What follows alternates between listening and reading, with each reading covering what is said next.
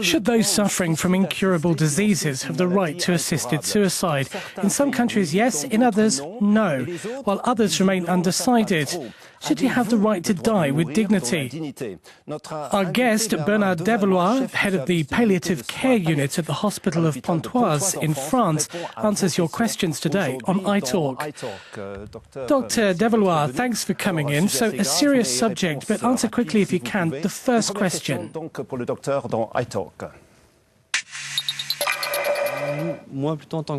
As a French person, I'm asking the question because there are a lot of discussions here in France on whether we should allow assisted suicide and the similarities between suicide and assisted suicide. And no law has been passed, either in France or Europe, to harmonise the rules and to allow people to die with dignity. So as more and more people talk about this, when will a European law be passed that will help people to die with dignity? So there's no agreement between different countries. What's the European position? Is there one? There is no European position, as it's a complicated issue. Dying with dignity is not at all the same as assisted suicide or lethal injection. These are different things. Palliative care is to ensure that people die with dignity. In France, for example, there is a law that... But why can't we have the same law in all the countries?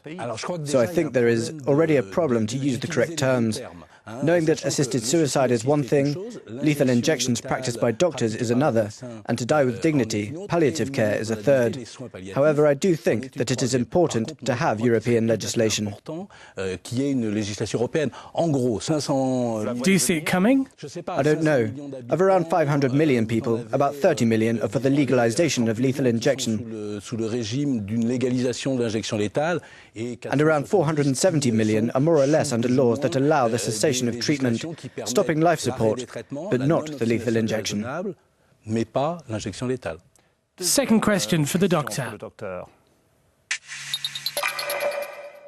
Hello, I'm Nicholas Tyson from Germany. I'm 22 years old, and I'd like to know the difference between suicide and euthanasia.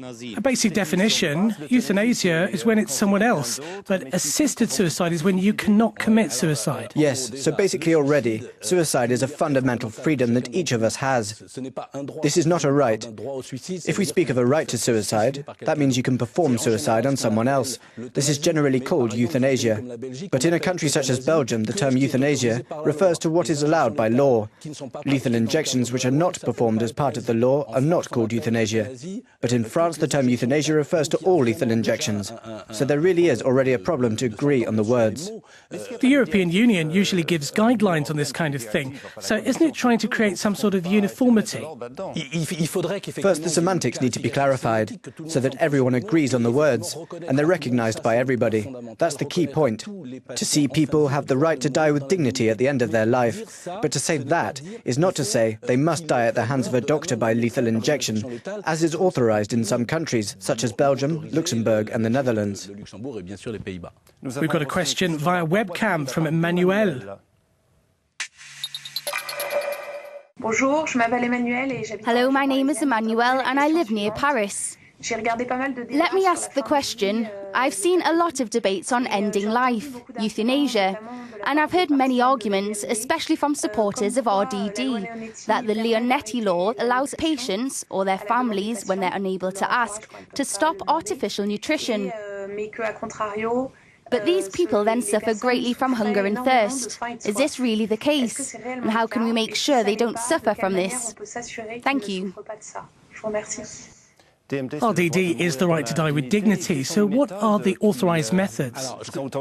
I think in any case, what is really important is to understand that people do not die of hunger and thirst because they are not hungry and they do not feel thirst. When we do not implement medically assisted nutrition, artificial nutrition, people do not go hungry.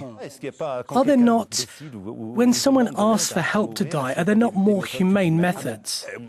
Allowing people to die by stopping artificial nutrition is a very humane technique. We, and indeed supporters of legalized euthanasia, play on emotion, using words like starve and dying of thirst. But these terms are inaccurate. It's much more humane to die by stopping life support than to die by an injection of potassium chloride which blows up heart cells, i.e. lethal injection. Now a question sent into iTalk. Why would patients facing ill health choose death when for most diseases there is now a treatment? To legalise euthanasia simply because the patient's illness is very difficult to deal with is an unfair and inappropriate solution for a physician today. Do you consider euthanasia as a solution for 21st century medicine? No, I consider that if we take the term euthanasia to mean lethal injection by a doctor, I think today it's more a solution of the past than a solution for the future. I think the solution for the future is to take care of each patient properly and to allow them to die with dignity, with the help of palliative care. But that costs money, so there are political choices to make. While euthanasia is one technique and lethal injection is another, finally, these show a lack of solidarity with patients at the end of their life. You use the word dignity. How do you define that in this context? This is one of the big problems. Dignity for me is a natural right that cannot be taken away. It's part of what it is to be a human being. This is the meaning of dignity used in the Universal Declaration of Human Rights. It is part of human nature. And so it means no pain. Of course, and that is why it is imperative to provide solutions where people don't feel pain. It's our job, it's my job every day to take care of dying patients and ensure they do not hurt, that there is no psychological distress and that they're accompanied by their relatives. That is the solution for the future, not to say, because I cannot cure you, I'll give you a lethal injection. Another question for Dr. Devalois on Euronews. Chamo-me Carlos, de Portugal. I'm Carlos from Portugal. My question is, how can religion influence the use of euthanasia? Na legalização da eutanásia. The point of view of religion in general? There are indeed religions who, for reasons of their own, that I respect, have positions, the so-called pro-life positions, on a number of ethical issues that I share or do not share is not important. But from my work on the end of life, palliative care is not something that is fraught with religious issues. Ethical issues? For ethical issues, I take one example. In Italy, where the Vatican is very influential, of course, and is very strongly opposed. We were talking earlier about turning off life support, or rather stopping artificial nutrition. I explained how it seemed important to stop artificial nutrition. This is a position on which the Catholic Church does not agree, so we sometimes have problems with patients. But if the patient is religious, we respect that. If he says, I do not want to stop my artificial nutrition, we will agree. We must respect the beliefs of everyone, and we must respect the fact that many of us do not have beliefs, and each side is equally valid. So, one last practical question on iTalk. Hello, my name is Irene. I was born in Etterbeek in 1965. I have a cousin who died with dignity, and it's very expensive. I wanted to know if Social Security or the European community will eventually get involved, because it's so expensive. The price. I didn't understand where she was from. Where is she from? Etterbeek. It's in Belgium.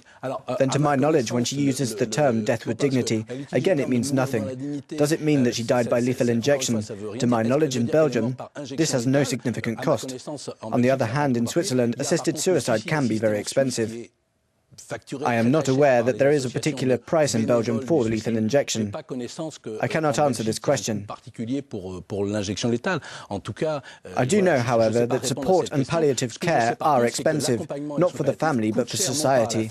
But it seems to me that it's very important that we show solidarity with those who are dying. And we put in the resources, including human resources. We need nurses, assistant nurses, and so on.